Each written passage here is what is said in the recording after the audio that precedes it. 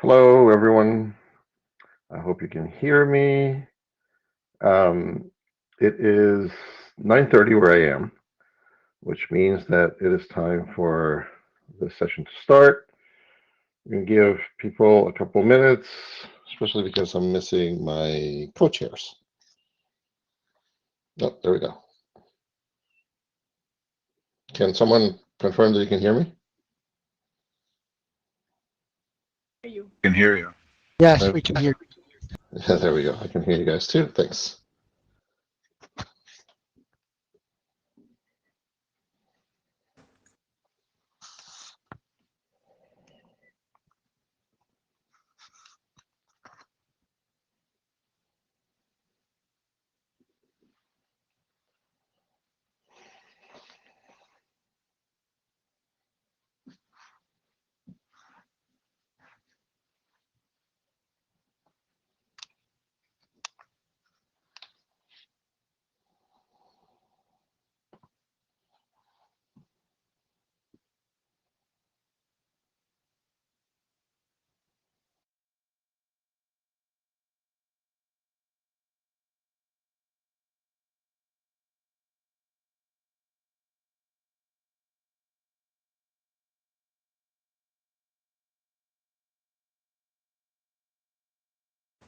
Any insight on the location that's been chosen for IETF 113?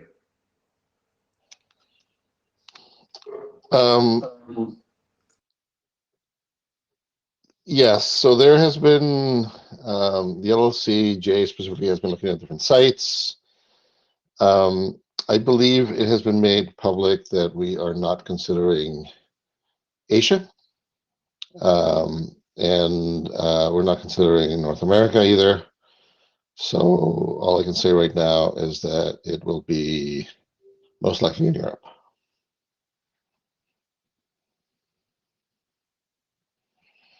That's probably not a lot of insight, but No, they said that last week at the plenary. yeah. We were hoping for the location in Europe. Right. So I think the more inside info. yeah, it's hard to say more inside info in a public forum being recorded and transmitted through YouTube and everywhere else. But yeah, so I believe that we're in the final phase of getting the contract signed and figuring that out. Things are changing, of course, in Europe all the time, and that's all I can say, I guess, right now. Yeah, so Antoine just said in the chat that the COVID cases are going up again in Europe. So yes, I don't know how that's affecting the negotiations because I'm not part of that. But yes, those are things that we're all keeping an eye on.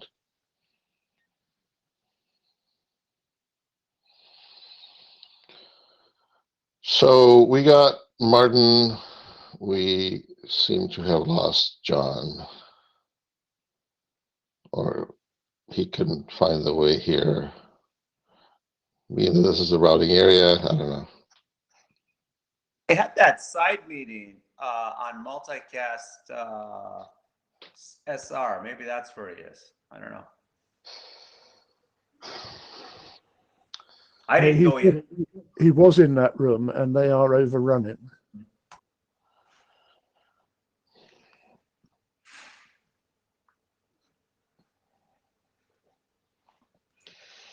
So, Martin, what do you think? Should we start?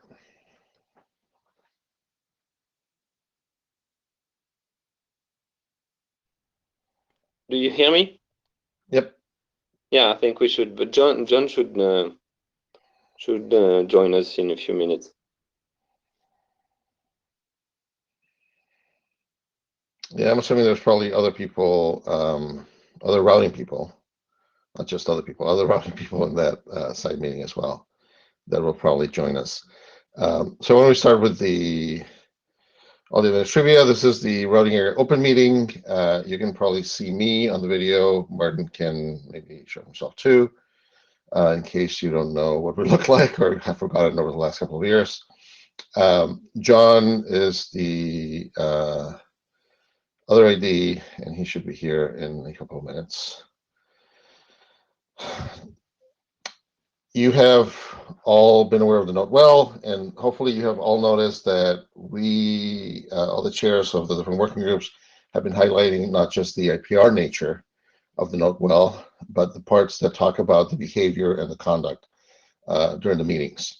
There are links here to the anti-harassment procedures, to the code of conduct. Please make yourself familiar with that.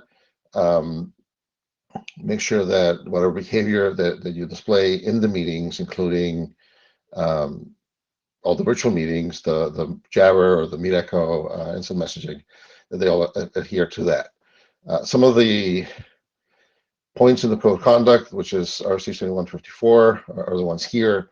The reason we're here, all of us, is to, of course, contribute to the ongoing work of the IETF, which is meant to make the Internet Grow work better. We're here to do engineering. Please focus on that. Focus on technical arguments. Focus on treating your colleagues with respect. English is the, I guess, the factor language of the IETF, and that's fine. Many of us don't speak English as a first language, so please be mindful of that as well. Speak slowly. Try to avoid slang, etc. We're always looking for feedback on how we're doing as ADs, not only what's going well, which is always nice to hear, but more importantly, what may not be going well, what may be broken with the area, or what things we could do better. Many of you hopefully saw a survey a few weeks ago. It actually concluded, I think, earlier this week, on a 360 evaluation experiment that we did for the AESG. So where you could have sent feedback about us specifically, the three of us as ADs. That was a good opportunity. If you want to talk to us individually, either directly or indirectly, if you want to tell John or Martin about me and you don't want to tell me directly, that's fine. Tell them. They can anonymize things. This is also a good time to talk to the NOMCOM about not just the candidates to become AD next time and starting in March, but also about the ongoing work that we're doing. They also take care of anonymizing, if necessary, information and giving us some feedback. There's not a lot of feedback coming, but again, please bring it up. Tell people, tell us how we're doing and what can we do better. One of the things I think we can all do better is review documents. Please review documents while in the working group. Review all the documents that aren't yours, especially, so that we can increase the quality of the documents that not only are produced by the working group, but get out to the IESG and the rest of the IETF. This improves the quality and improves the process, of course. It makes it hopefully faster for everyone. So this is the agenda for today. It's the typical agenda. Some of this review at the top. We're going to have a routing director report, and then we're going to have some working group updates. Those 6 working groups are listed there, and we should have time at the end to for any for other discussion. Just one thing, Drew just posted in the chat that November 23rd is the deadline for community feedback to the NOMCOM. So please make sure you provide feedback there. Does anyone have anything to say about the agenda? Any comments? Anything you want to change, add?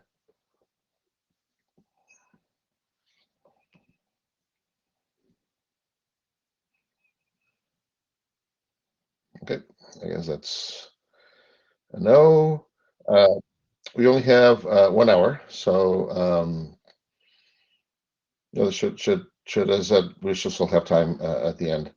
Not a lot changed, or not much changed. Nothing changed, to be specific in the area in terms of working groups within open, closed, or recharter any of the working groups. Some because it was, I guess, summer and vacation time for many people. We're a little bit slow.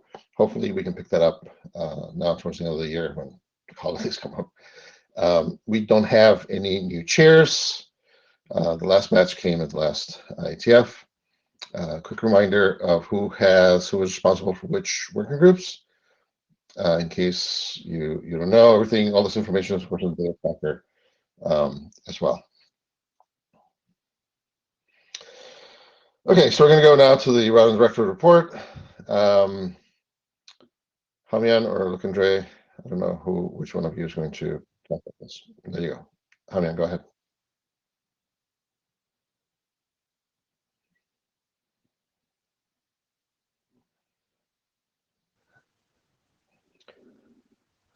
We Hello. can't hear you. Can you hear me? Yeah, we can hear you now, yes. Okay, thank you. So this is a report for the routing average directory rate. And next page, please.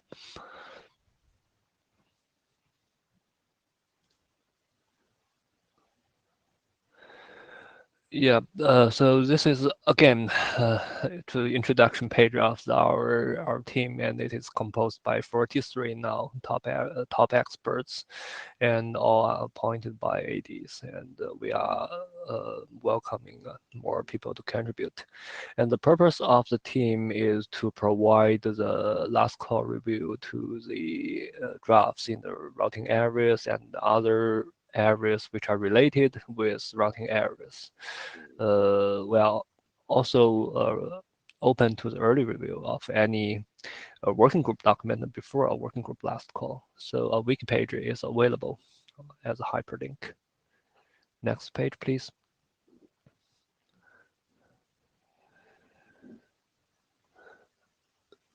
So we have provided this kind of statistic information in the last 2 years, and for this explicit meeting IETF 112, we are having a total of 15 drafts reviewed, including 4 early review and 11 last call review. And the right-hand figure is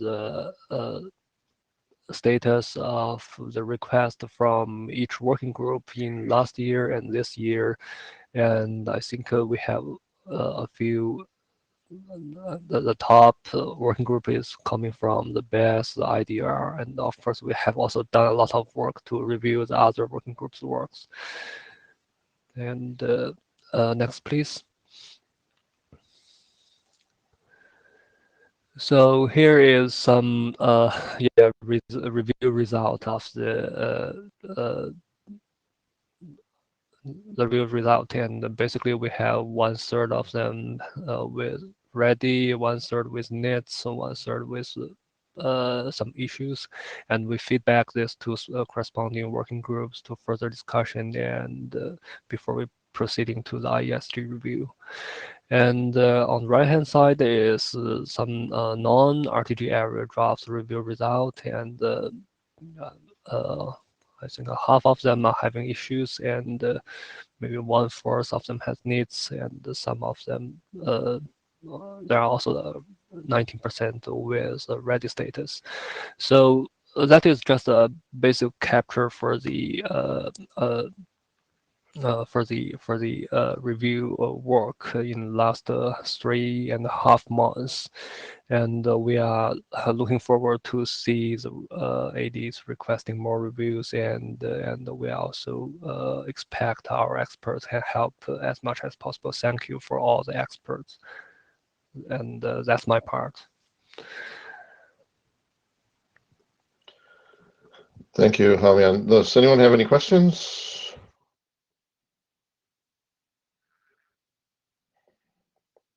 So thank you for everyone in the routing directorate. This helps a lot. I know it helps me as an AD to get reviews from you guys. Don, go ahead. So how does a draft in these pictures fit, like just into one category? Like I notice it adds up to 100%. So I would assume that, not ready and nits are not mutually exclusive, et cetera.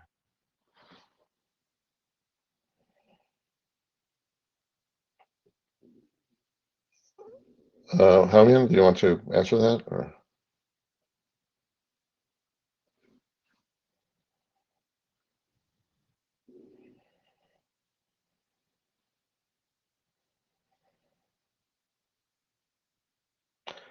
I guess not.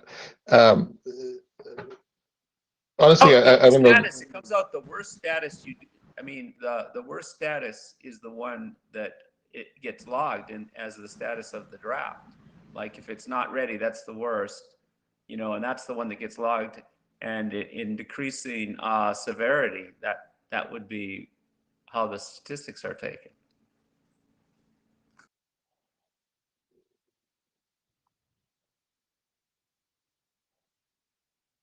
Thanks, AC. Jeff? Okay. So a question to the directorate, since I haven't participated in it for a number of years. What would be the single biggest change you'd recommend for cleaning up the draft before it gets to you that you think the working group should do better about?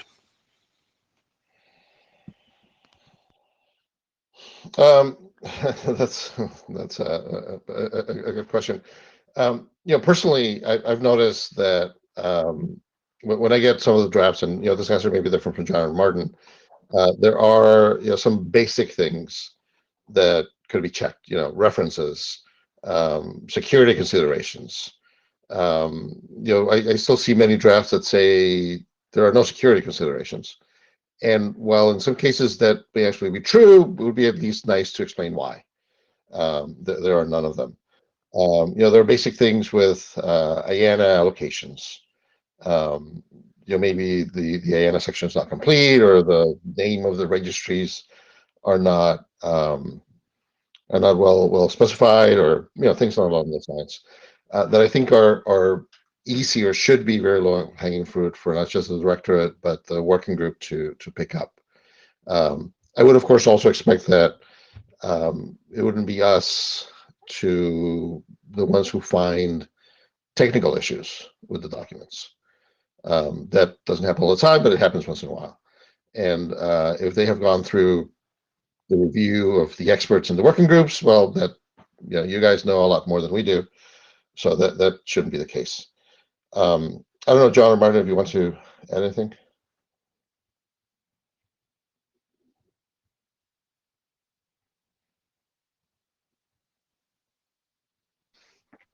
I thought that was a pretty good summary. I don't really have anything to add. Thank you.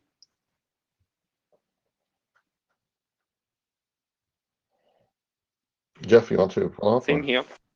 Thanks, Alvaro.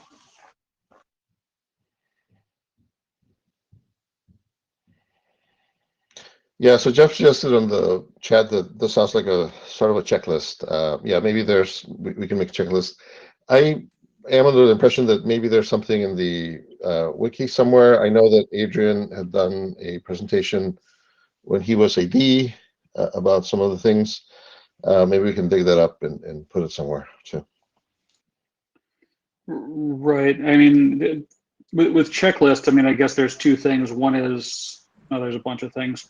One is having a good checklist. One is keeping it up to date. And one is actually getting people to use it at the appropriate time. And the getting people to use it seems like the hardest part. Like ideally, authors would actually go through and read the checklist for authors that already exist and act on them. And if they did, probably, most of the things that we catch in review wouldn't even happen because they're already in the checklist that the authors supposedly are reading through. So yeah, I mean, I'm like, are we not publicizing the checklists well enough? Are we not letting our authors know about them well enough? Are the checklists, too heavy and not usable by the authors? Like, all of this would be useful feedback.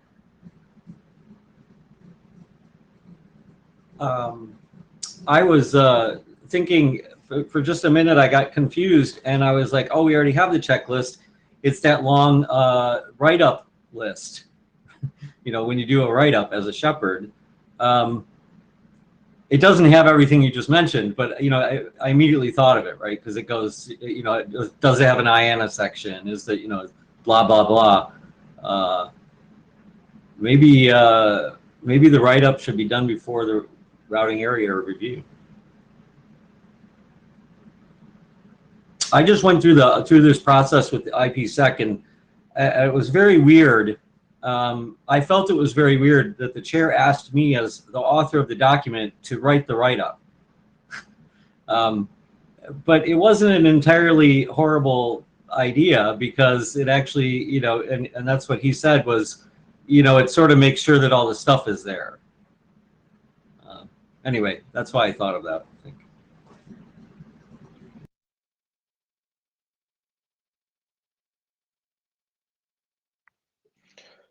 Stuart? It's a good point about, so Chris, just to follow up on that, it sounds like, as an author, you found that to be actually a better experience than you thought it would be. And like, will you ask your authors to do that also? Like, was it that good of an experience?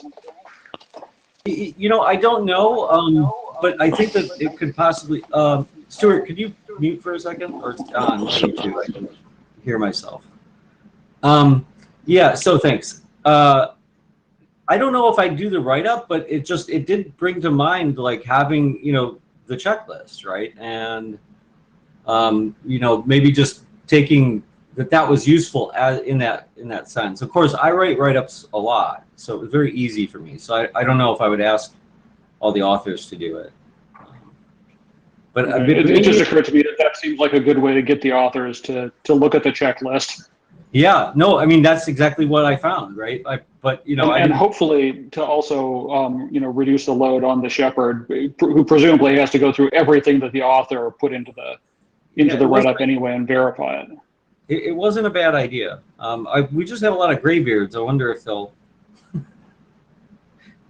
scoff. What, I have to do the write-up now?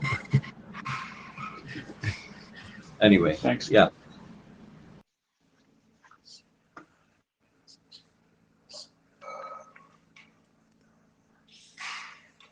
Stuart, you had gone off the queue. I thought you were next. First off, it seems to me that before directorate get it, really ought to be reviewed by the shepherd, and that means to me a word-by-word review of everything and a complete list that every I is dotted and every T is crossed. I don't see why it would be otherwise. And if there's more questions that could be usefully added to the shepherd's report to make sure that some of these things are done, I think that would be a very useful reminder that this needs to be done. If the shepherd wants to pass some of it back to the working group, fine, but it shouldn't get to directorate without the shepherd having checked everything in detail.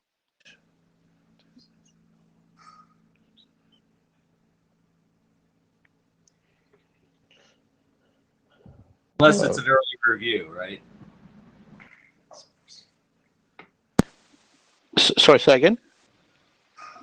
Oh, there's also the early review. I would assume that sort of goes before write-up.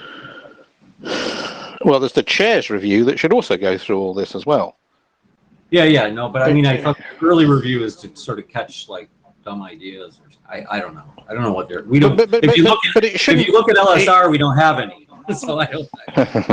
It shouldn't really be going to any directorate until the chair has read every word and confirmed it's all okay.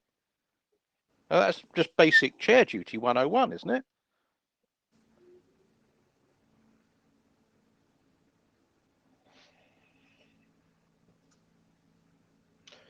Don, you're up. I mean, I guess we could talk about, what exactly is early directorate review for, and what do people, want to use it for? My own experience of it is that it's sort of like when the chair says, yeah, this thing is pretty close to being ready, but we want somebody outside of the group to review it and give it a sanity check. And that kind of review is pretty different from, sending it for last call review. So I agree, Stuart, with what you're saying about, if we're doing a direct review for last call, I'm not so sure about doing it for early review.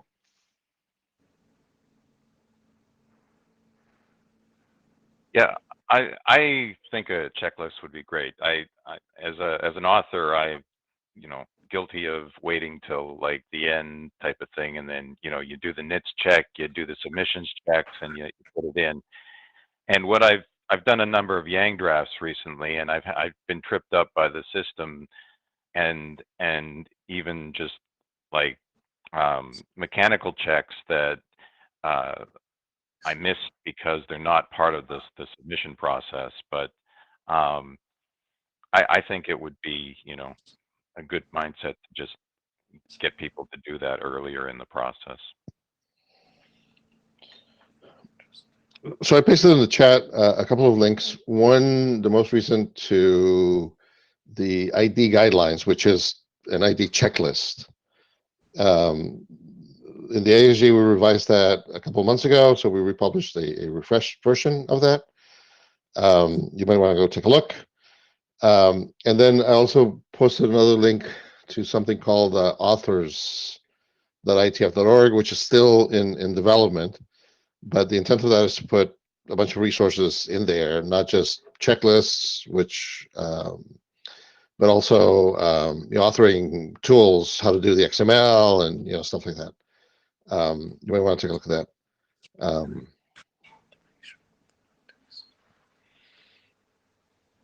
AC, go ahead. One thing that this isn't true of all the drafts, but when you get one that doesn't, it's kind of annoying, especially when it's one that isn't a routing one for a working group you don't follow.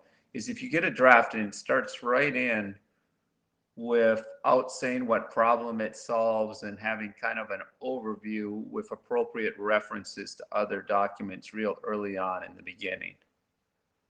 And I think it would be good if every draft had that. I know that's hard to do because I don't know how many I've seen is, you have like the abstract repeated, and then they start right into encodings and then how it works, and you kind of have to reverse engineer a more detailed overview than what's in the abstract. That's just one thing that I find happens sometimes.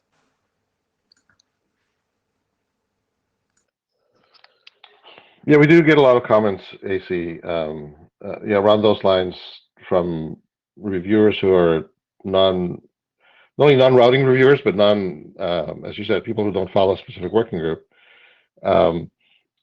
Because yes, sometimes we as authors assume that everyone knows what we know, and we just write the solution, put this bit there and send it, right?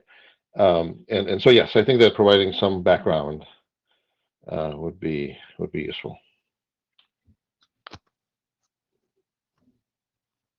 References right up front, because I don't expect somebody who's doing, most of our documents now are not something brand new. They're enhancements to existing protocols or solutions. So, but just to have the references right up front, so you could look at them before. You could have it in another window, so you could consult it as need be while you're reviewing it.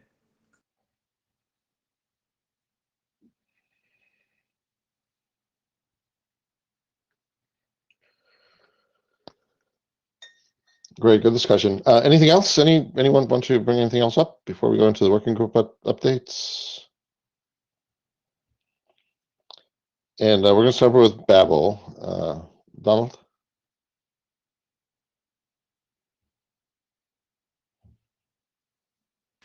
Hi there.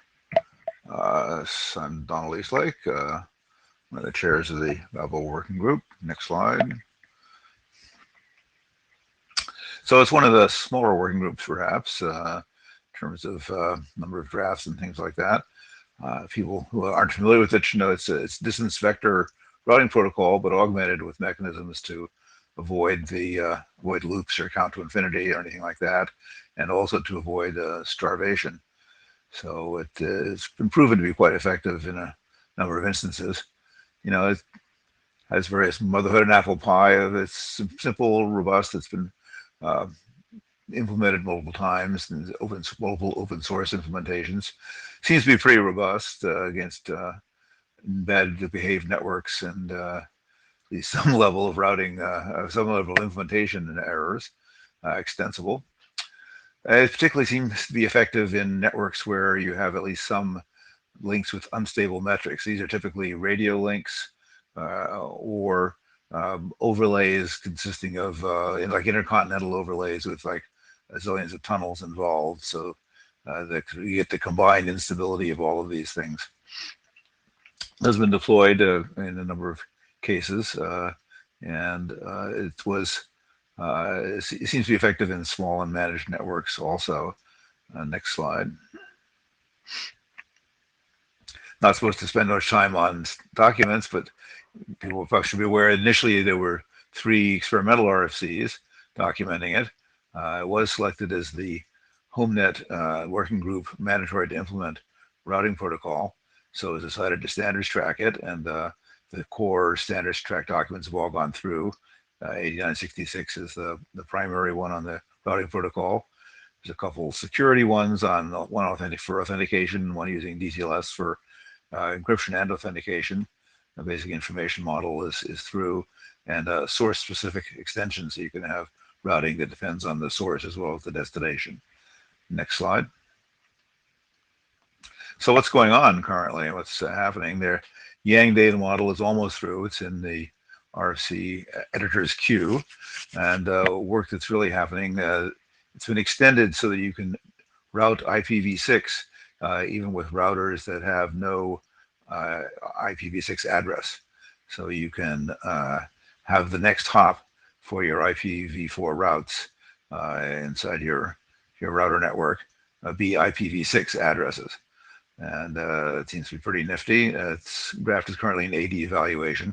The most complex question that came up with that, I think, was what to do about the need to possibly issue ICMPs from a router, version 4, IPv version 4 ICMPs from a router that has no IPv4 address.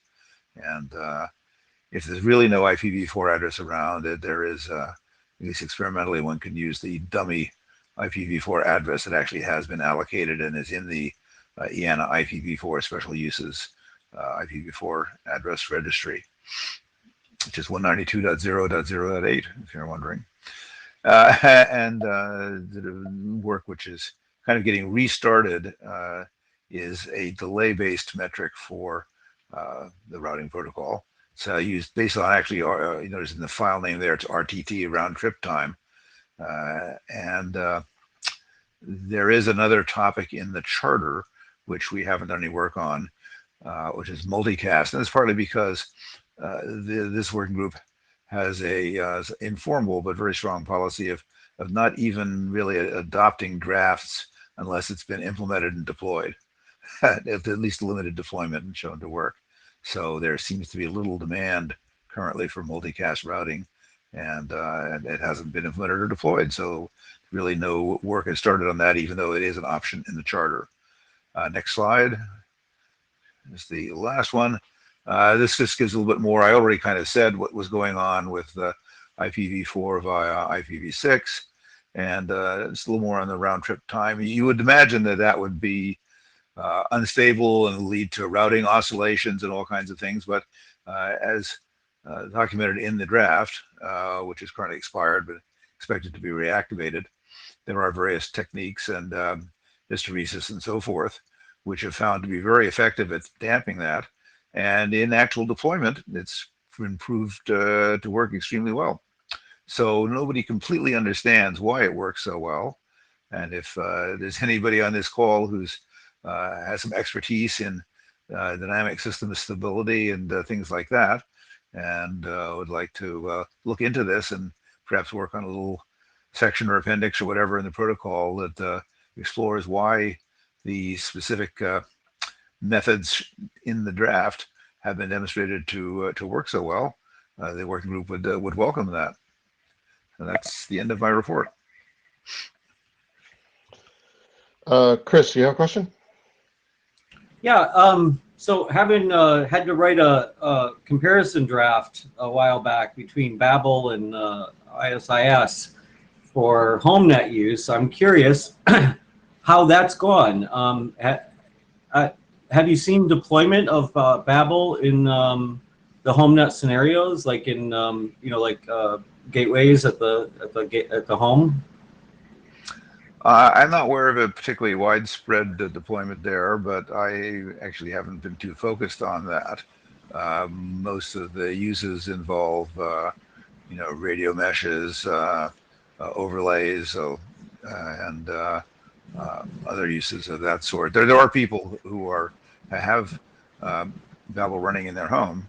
How many of them are non-implementers of Babel? I'm not so sure. Yeah, I haven't seen anything either in terms of deployments. Okay. Thanks. Thank you. So we're going to move to Mini. Ronald.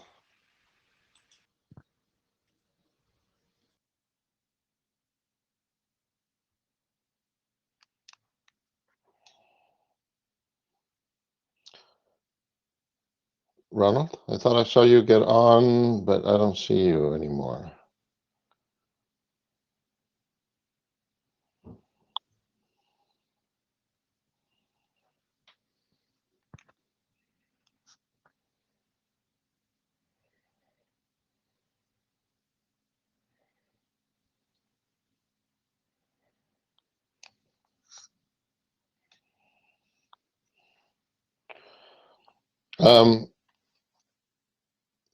I don't know if Ronald is still there. I saw him earlier. Ronald, yes, you're there. We could always move to the next one and come back. It says cannot unmute myself, so yeah, we're gonna go forward. I actually am gonna skip to IDR. I got a request from one of the chairs that they have to go. Where is IDR?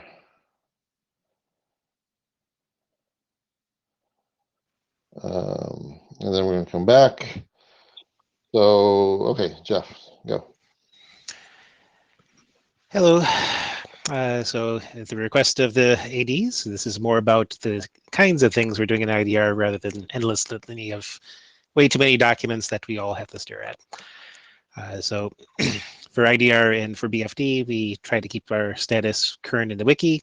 This is as much for the fact that we have enough work going on and we are older and can't keep things straight that lets us keep track of it ourselves. So in terms of interesting work that's been happening across IDR in the recent couple of months, so we've been having a lot of work in BGP LS extensions. BGP link state is where we advertise link state type things across BGP in a somewhat abstracted way. Very helpful for traffic engineering, and it's become very popular for Spring. So we've been seeing a lot of SR type things that have been going in there. The other thing that's been sort of at the top of IDR mind has been things related to BGP FlowSpec. FlowSpec is the feature that allows us to send effectively firewall components inside of BGP. And it's a original use case for us for protecting routers across your network with a common set of firewall rules, distributed the protocol. We had to BIS the base RFC, which was originally 5575, to clear up a number of lingering nits. But part of what the work that we did there effectively gave us consensus on is that the protocol, we can't safely extend the match conditions that are passed around in the protocol. The fields are, in many cases, type value rather than type length value. This is perhaps a general lesson for IETF that if you have a binary serialization of stuff, stick to the TLV. That's going to be the best answer no matter what. This is sort of unfortunate because there's been a lot of interest over the last several years about extending FlowSpec for various things. And we have things like FlowSpec for layer 2. We have FlowSpec for other types of overlay, underlay, and tunnel type situations happening. And we're also seeing that people are finding our encodings useful for other things, like PSEP, for example, has decided to leverage the FlowSpec NLRI encodings for putting together firewall rules. We're also seeing like DetNet is having interest in making use of it for their purposes. We're expecting to see that FlowSpec v2 is going to be there to try to solve some of these problems. That initial work is being kickstarted by Sue Harris and Donald Eastlake. So we'll be having some interims on that hopefully before end of year. And the idea is to try to actually get that done at a fairly quick pace, because the core of the technology is understood, but the needs for future encodings is necessary. Next slide, please.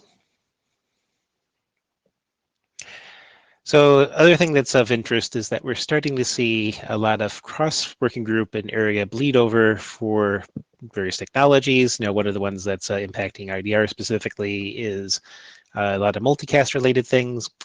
The working group chairs for BESS and IDR are talking about how we can best coordinate this sort of things with some help from the ADs. The answer is we don't know what this really looks like. We don't have strong process in IETF to govern this sort of thing. So we'll be figuring out partially as we go along. Minimally, what we expect to see is we'll be building up a manifest of the various documents that are interacting, and then trying to get them tracked in a single place where everybody can see what's going on, and very likely try to find some interested parties that want to help with the coordinated effort. Another piece of work that we have going on is that we have auto configuration for BGP. It's been sort of stumbling around for the last couple of years. We're making some steady progress on it. The design team requirements document is complete. We've been discussing and re-reviewing the existing proposals for the protocol, based on how they fit into the requirements. There's a good chance we'll have another interim before end of year, and we're probably very close to starting to move into the protocol selection phase. Next slide, please. So we're also making progress against the BGP Yang. Unfortunately, part of the headache we're running into is that over the very strange lifetime of this document, we've effectively steadily merged in all of the IDR chairs along with Mahesh, and we're all very busy on our various other things, so we haven't made as good as forward progress as we would have liked. We do have this being tracked largely in Mahesh's GitHub. If this were the current day stuff, we'd probably move it over to the IETF one, but this is where it currently lives. You're welcome to go there and look at the issue tracker and participate with us if you'd like. The work began with the open config model and has been steadily getting altered, basically to suit more IETF purposes. Open config is much more targeted use cases for the operators, whereas the IETF agenda is that we have to have much more broad coverage in terms of what components we're willing to service and what our extensibility models look like. And the phases of this work will be familiar to anybody that's done a very large Yang module, and especially one that's interacting with a lot of stuff. The first phase of just simply making sure all the content's in there, we think that's done. There are certain features that we're not intending to put in there, BGP being a protocol with many extensions. We can't put everything in the core document, but what's core, not core, is a point of debate depending on the vendors. The restructuring and cleanup of the structure for the contents and the features is largely done as well. This has been important for things, what we're generally calling interwork. We have things like policy, our interactions with the routing config module, use of components like BFD, and this ties into the sort of flip side of things. Not only do we need to be able to use all these external components, the BGP work is going to be heavily reused by other things. So, our various rib modeling, a lot of our data structure type things like extended communities, all have to be put into structures so that they can be imported into other modules without a huge amount of copy and paste. And we have to be very clear about what our IANA maintenance looks like for things. And as a particular example, maintaining the extended communities stuff is going to be a very interesting challenge. We're hoping to get this stuff done by end of year, in terms of the full content, and then hopefully move forward to IETF, working group last call by spring. Next slide, please. That's it. That's your last slide for IDR. Okay. Any questions? If there are no questions, do you want to go and take care of BFD as long as you're here? Yep, might as well. Any questions for Jeff for IDR? Okay, so let's do BFD. Okay. BFD is both a little bit easier and more interesting problem at the end here. The working group is quiet. Greg Mercy was encouraged to take the BFD protocol and taking a plumbing that might be interesting for non-core use cases for BFD and take it off to routing working group. And we saw the presentation of that, I think, last IETF. And this means a lot of the churn of new things going to BFD has slowed down a little bit. So we're mostly focusing on driving existing work to completion. We have a document that is basically for one-sided BFD, example BGP or static next hops. That's hopefully going to be moving off to ISG publication very shortly. We have a feature that allows us to leverage BFD echo type procedures without actually having BFD present. This originally came to us by a broadband forum, and we have some interested people that are wanting to do a cleaner IETF document for this, and that will hopefully also hit working group last call soon. There's a feature for BFD to send large packets to basically do MTU probing. The core protocol was mostly done for async mode. We've had a request to integrate some echo mode as well, so that work still needs to happen. And the last cluster of things that we had in the open work was we had three features intended to make authentication both more usable, lighter weight, faster, and to some extent more secure. At the moment, it's gated on a specific feature document that needs some help from L&D Gok, who's volunteered to help us with finding some lightweight hashes, how we can integrate that to BFD. And once that's actually been cleared through, we'll probably ship that cluster very quickly. BFD being a plumbing protocol, a good chunk of what we actually see is work that's happening in other working groups, BFD being used for X purpose, and the working group exists for BFD partially to help with review for those other proposals. So we're expecting to see reviews come in sometime, over the next couple of months, since a lot of these individual proposals seem to also be close to their own working group last calls. Next slide, please. Before we go there, Greg is in the queue. Greg, do you want to say something about this slide? I think that there is some confusion about BBF being interested in this echo. So it was discussed, and it's, as I understand it, yes, it's being mentioned in one of the published documents, BBF, but now it's not the case. So basically, there is no interest from BBF in this work. Yeah, the impression I have is that BBF does not want to be in the business of standardizing BFD, but TR 146, which was the very loosely worded proposal they had, is pretty well implemented, as I guess, in BBF users. So having this cleaned up in IETF seemed like is a good idea, and minimally doesn't hurt.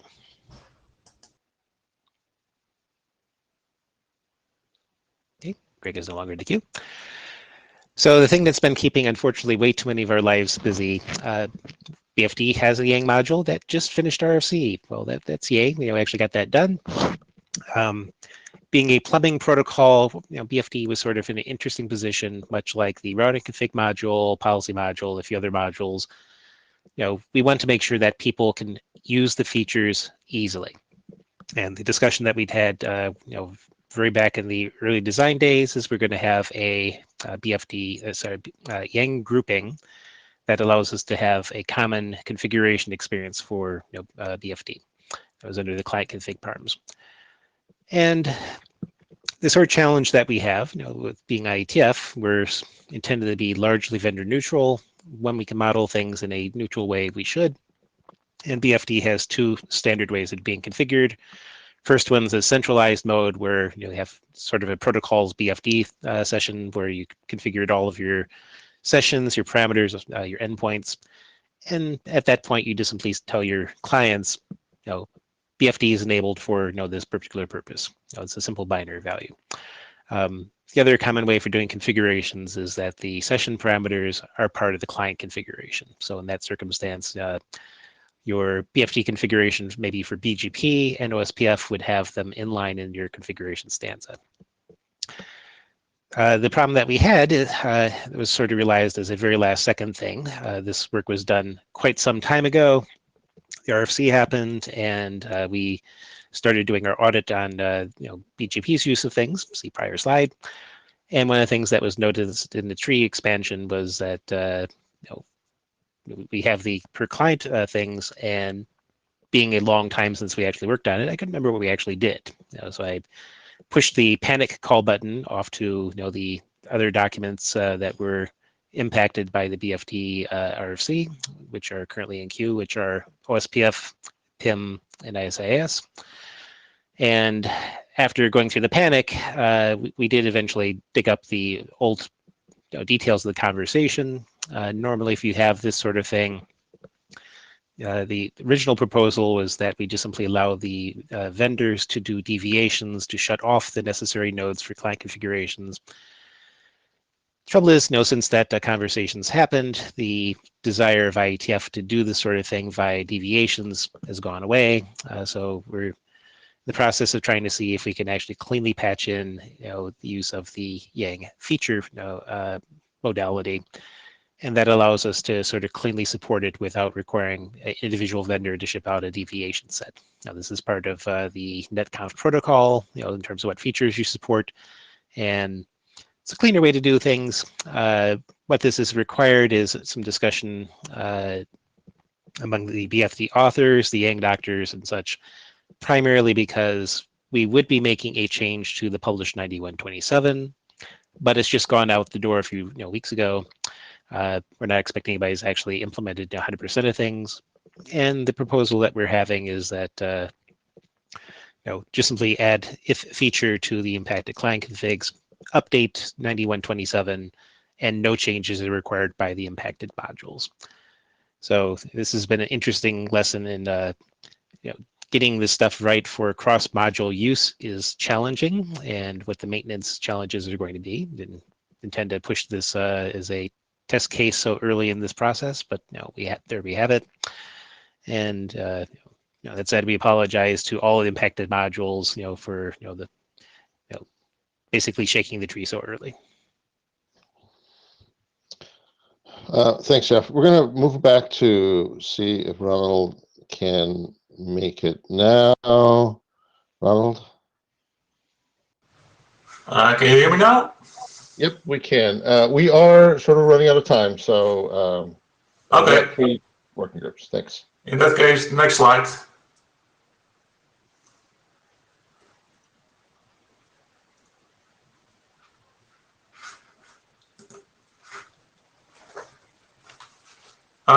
So I just heard that this is old news. You already knew that Don Fedek was my co-chair. So next slide. The Money working group at the moment is mostly working on DLAP extensions, dynamic link exchange protocol extensions. There's a group of internet drafts centered around flow control, the modem or radio flow controlling the router, not the other way around.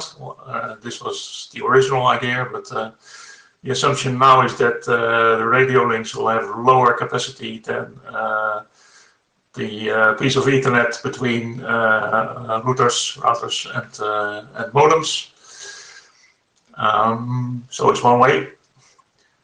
There is already a sort of XOF solution documented in RFC 8651. This one is supposed to be more sophisticated and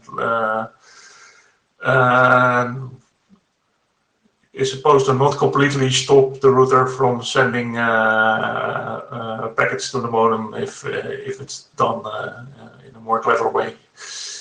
So you can keep a minimum flow going if you signal in time. These drafts are currently under transport area review. and they should be coming out of that by early December.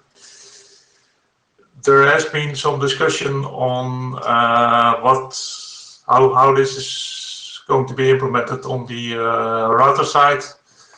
For instance, if you have a Linux-based router, if you can use any of the existing queuing disciplines, or you would have to write a new one. And if anyone is familiar with that and has ideas, that would be most welcome. There's one of the spec that's trailing behind, and that's sort of an alternative to the diff-serve-aware approach, which is in the drafts currently under ART review. And that's where you use the 802.1 queue header to distinguish flows from one another. Next slide, please.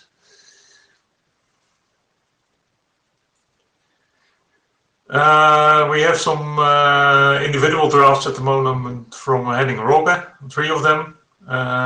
These are centered on physical layer parameters. There is some discussion ongoing what the router is supposed to be doing with that, whether it actually makes sense to provide this information. That's discussion that should take place on the mailing list. However, I think the radio band thing is useful in my personal view. I expect working group adoption, at least of that one, maybe also the general utilization. The radio quality is more iffy, but that's largely based on the views of very few people, and we need to have more reviews. And that's a general problem, getting people to review other people's drafts. Next slide, please. Then there are some things that are on our charter, our current charter, that we should be working on, but that work is not actually happening at the moment. One of the items is multicast in manage as a continuation of the simplified multicast forwarding work that has been done in the past. There's also a charter item on management of Manage and how this is different from your standard management in the face of frequent splits and merges of your network. And actually, we are eyeing the asynchronous management architecture, or it will have a new name. But this is being presented right in the next time slot to the Money Working Group by Tgarea, who has sort of invented this. Then we still have responsibility for the maintenance of OLSR v2. Maybe not everybody knows it, but in addition to ISIS and OSPF, there is a third standard track link state protocol in the IETF. It's called OLSR, Optimized Link States Routing. And it's for Manage, of course. And we ran into a practical issue during some large interoperability event where there was a problem with routers rebooting and then being unable to join the network again. There are some ideas on how to solve that, not by a protocol change, but by some practical guidance on configuration. And it would be good to write it up. And furthermore, there is back to DLAP again, there is a need or a perceived need to write some implementers guidance or clarification document. However, the people best placed to do this at the moment don't have the time right now. So we're looking if somebody else can pick this up. There might be some DLAP related work coming our way from the ROBO working group, or maybe not, we will see. And then there is a pet subject of mine that's not covered by the current charter, and that is a federation of heterogeneous minds. Next slide, please. That's it. Thank you, Ronald. We're pretty much out of time. We're gonna skip the questions because, as Ronald said, his working group is meeting in the next slot. So please join. We're gonna stay here for another maybe 10 minutes to cover the last two working groups. So if you guys can please stay, that would be great. Dominique, go ahead. Hello. So my name is Dominique Bartel, and I'm one of the co-chairs of ROLL with Michael Richardson acting as a secretary. Next slide, please. So the ROLL working group focuses on IPv6 routing for constrained devices and networks. We're talking about devices that have 50K of memory and up, so not megabytes of RAM. And networks such as low power radios with data rates in the 100K bits per second and up. That could be radios, can be also power line communication. Yeah, good, thank you. So that's the kind of networks we're interested in. And the use cases are smart metering, smart cities, smart buildings, factory floor automation, etc. So basically our day-to-day work is to specify, maintain, improve the various flavors of our routing protocol, which is called RPL, RPL.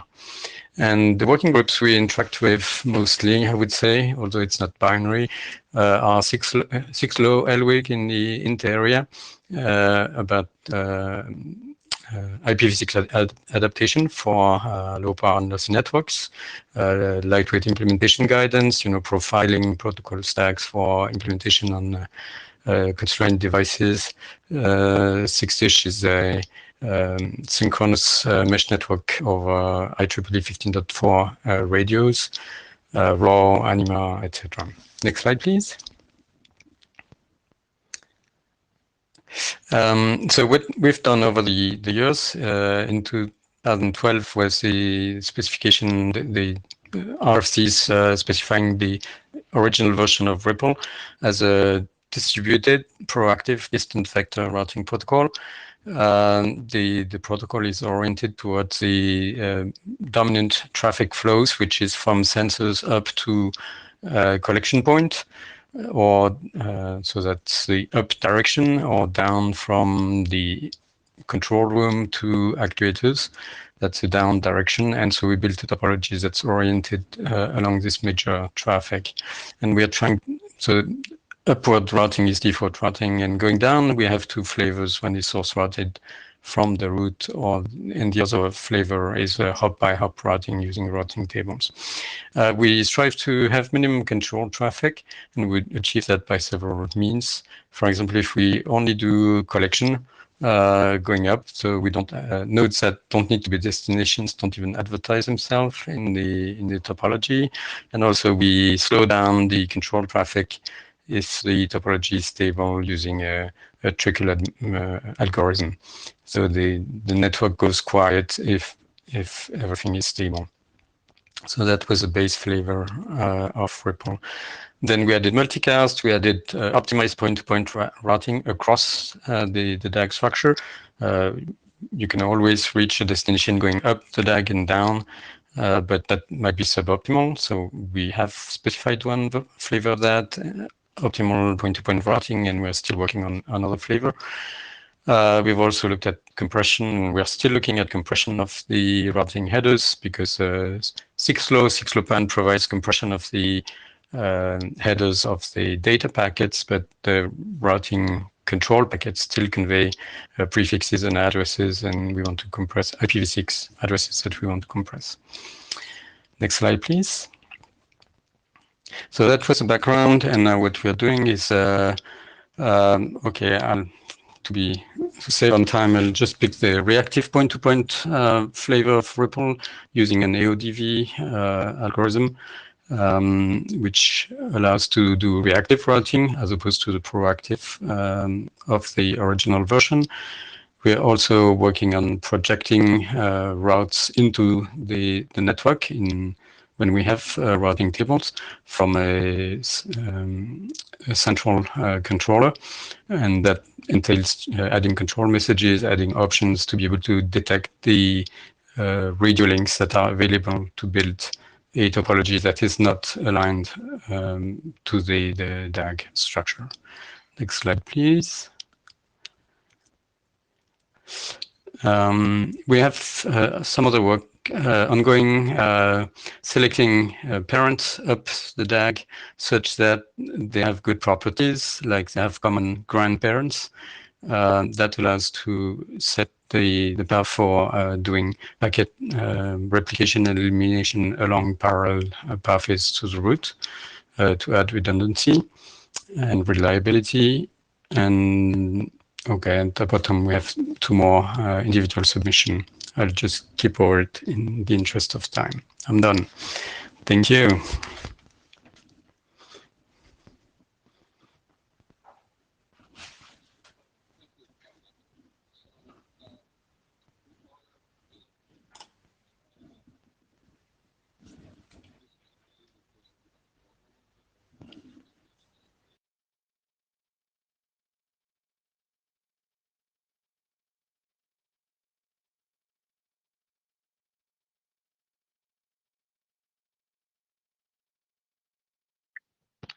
Thank you, Dominic. So we are way over. AC, it's up to you, Chris, if you want to go over or if you want to leave this for the next IETF, as it's being discussed in the chat. The slides are going to be posted anyways in the data tracker if people want to go take a look at that.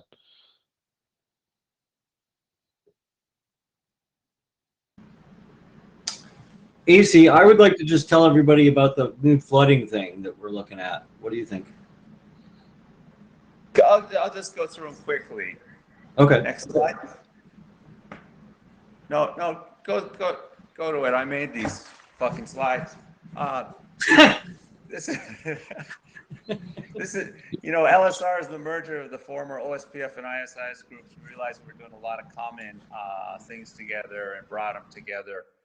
It's OSPF v2 and which is only for limited to IPv4, and then we got ISIS, which is a dual stack protocol. We got OSPF v3, which also is a dual stack protocol, and with the extended LSA extensions, it's now completely extendable. You could really do whatever you want and advertise LSAs at whatever granularity, but with great flexibility. There's a lot of design considerations. Next slide. One of the main things we've been working on for the last few years is segment routing. We have it for both the MPLS data stream and the SRv6 data stream. It has all the signaling for all the different types of SIDs, as well as how routes are computed with those SIDs. We're pretty much done with MPLS. The SRv6, we have drafts for those. The ISIS is almost done. There's some work on implementations for OSPF v3, and there's a disagreement. It's being held off, but hopefully by the next IETF, we'll have OSPF v3 done as well. Next slide. Flex algorithm. This is pretty exciting work, and it really allows you to dynamically define constraints based on initially it'll be different types of metrics, different admin groups. In other words, those are like SRLG groups for different routes. So you could effectively have, depending on prefix, multiple planes. Now, what's really nice about this is you can do different algorithms for different prefixes, yet you only have to have one forwarding plane. Whereas in the past, some of the other things where you're doing different things in different for different topologies like MTR, which I'm not saying the two are the same, but you had to, most people implemented with different fibs, and so it's a pretty powerful thing. And now that we have this, we're having proposals to add constraints based on bandwidth and other constraints. So you could, for different, as long as you have a different endpoint associated with a different application, you could do a lot of the stuff they're talking about in the APN discussions for different applications. It supports both segment routing paths, and now we have proposals for native IP paths. Next slide. Flooding optimizations. One thing we found is the IGPs have been very redundant in their flooding. You flood on all interfaces except the one you received on, basically. And we decided, people have had, there's been proprietary extensions to block flooding on certain interfaces for years and years. And it's just kind of, and there's also, an ISIS has had a mesh group where you only flood to, you don't flood to everybody in the mesh group. And now everybody realized that you could have a sparse topology where you don't need to flood to everybody in the entire SPT, and shortest path tree, and in the link state protocols. So we have both centralized and distributed calculation of this of a sparser flooding tree. And that's one set, of disseminating which, either the topology or which algorithm is being used to calculate the topology in the distributed fashion. Also, we have some proposals for area abstraction so that you could take a piece of your topology and completely abstract it.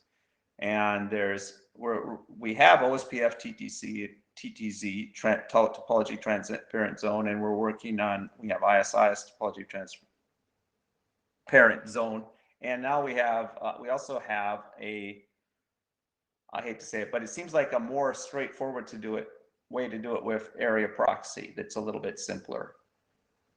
We also have in BGP, many of you are familiar with the route reflector.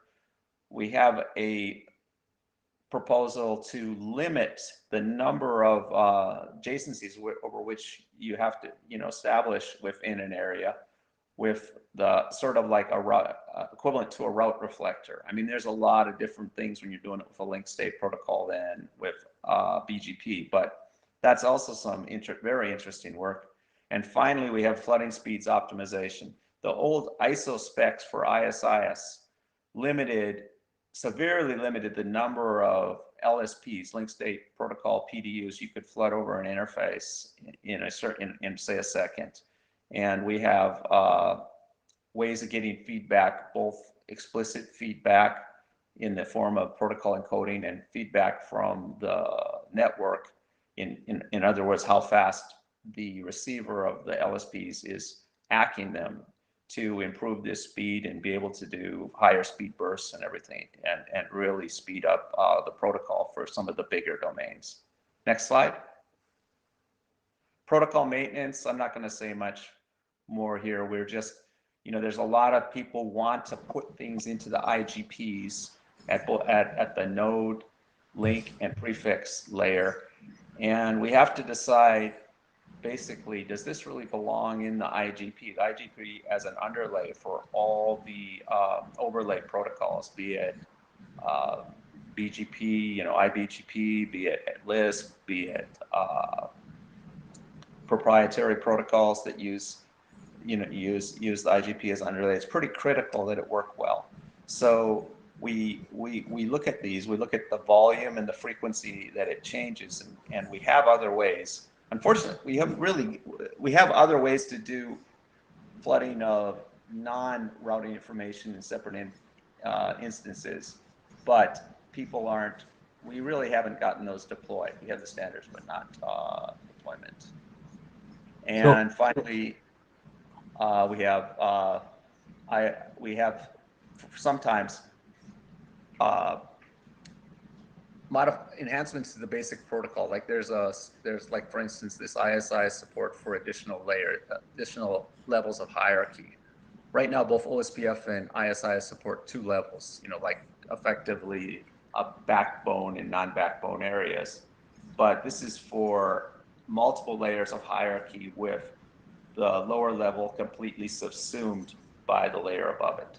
Last slide.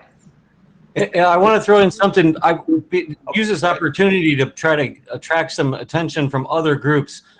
back 2 slides ago, when AC mentioned the flooding speed optimization, that's congestion control, right? So people interested in congestion control, you know, from over in the transport area, basically TCP, right?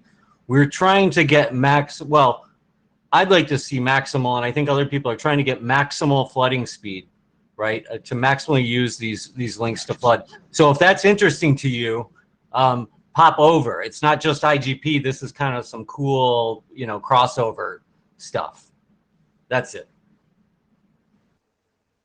Last slide. Of course, we got the Yang models, and as Jeff Haas covered in excruciating detail, we're just waiting for this one BFD issue to be resolved, where we didn't want to ship a model that would require the predominant implementations to have a deviation for every instance of BFD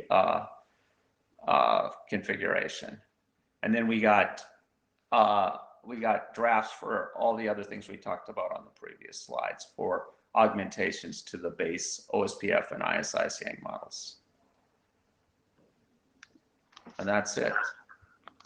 We didn't lose too many people, even though it went a little late. No, I am surprised and grateful about that, and Yeah. grateful to you too as well for doing this. I mean, I knew Jeff didn't want to follow us, and he had to ask to leave early. So. Well, so we don't delay anyone anymore. Thank you, and we'll see you hopefully in person next time somewhere in Europe. Bye-bye.